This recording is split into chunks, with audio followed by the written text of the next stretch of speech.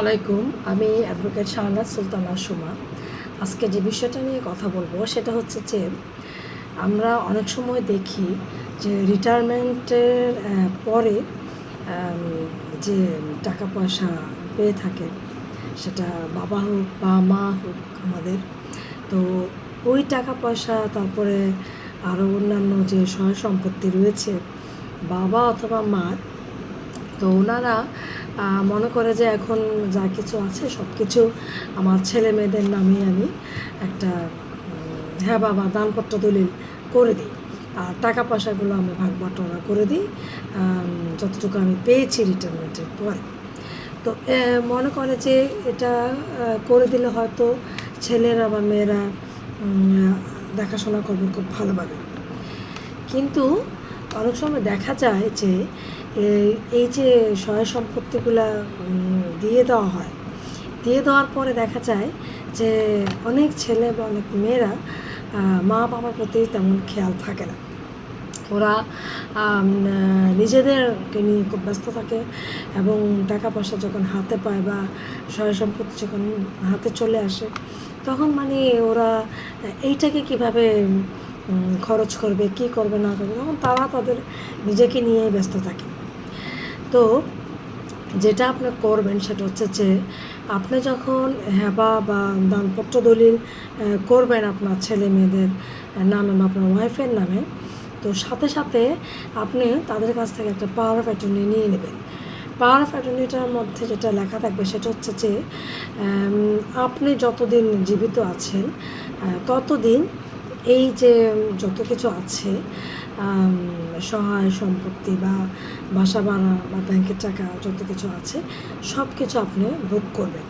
তো আপনার মারা যাওয়ার পরে তখন তারা সেটা পাবে, সেরকমভাবে একটা পাওয়ার অফ অ্যাটর্নিতে লিখিত রাখবেন।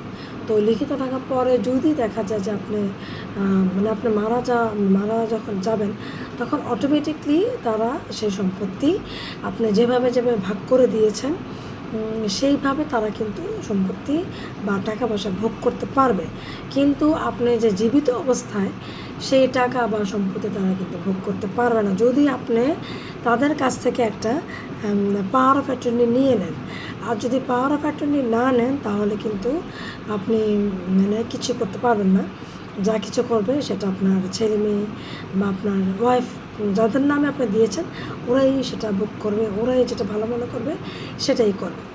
তো আরেকটা বিষয় সেটা হচ্ছে যে যদি মনে করেন যে আপনার ছেলে নাই, আপনার মেয়ে রয়েছে, তো আপনি জীবিত অবস্থায় কিন্তু আপনার যে সম্পত্তি বা যা কিছু আছে সব কিছু কিন্তু আপনার যে মেয়েদের নামে ভাগ করে দেবেন। ভাগ করে দিয়ে একটা দানপত্র দলিল বা হেবা করবেন, করার পরে ওইভাবেই পাওয়ার অপরচুনিটি নিয়ে নেবেন। কারণ এই জন্য বলছি, কারণ যদি আপনি এটা জীবিত থাকা অবস্থায় করে দিয়ে না যান, দেখা যাবে যে আপনার মৃত্যুর পরে কিন্তু সবচেয়ে বেশি যে জিনিসটা নিয়ে সমস্যা ছেলেমেয়েরা পড়ে সেটা হচ্ছে যে সহায় সম্পত্তি টাকা পয়সা। তো এরা এই টাকা পয়সা বা সহায় সম্পত্তি তখন আপনার যে ভাইয়ের ছেলেরা রয়েছে, মেয়েরা রয়েছে, ওরাও কিন্তু সেই সম্পত্তির অংশীদার হয়ে যাবে যদি আপনি না দিয়ে যান। তো সেই জন্যই আপনি জীবিত থাকা অবস্থায় আপনার যদি মেয়ে থাকে তাহলে ঠিক ওইভাবেই আপনি আপনার মেয়েদেরকে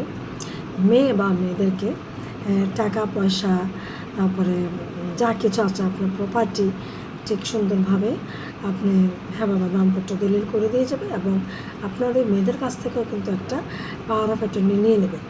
তো আপনি যতদিন জীবিত থাকবেন সেটা আপনি ভোগ করবেন, আর আপনার মৃত্যু পরে পাওয়ার অফ অ্যাটর্নিটা যখন ক্যান্সেল হয়ে যাবে তখন আপনার মেয়েরাই কিন্তু সেই সম্পত্তি বা আপনার টাকা পয়সা ভোগ করতে পারবে।